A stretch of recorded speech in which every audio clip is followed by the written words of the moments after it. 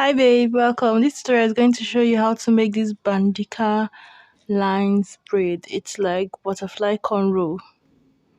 So we are going to make the butterfly parts on a tied rope like this, and you're going to see how I pull it out just as we usually make butterfly um braids.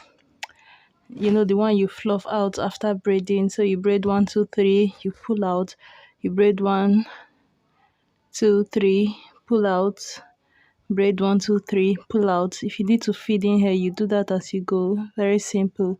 When we are done, you're going to see how it is attached to the person's hair. If you like this video, don't forget to leave a thumbs up, and I hope you learn one or two things from this. Enjoy.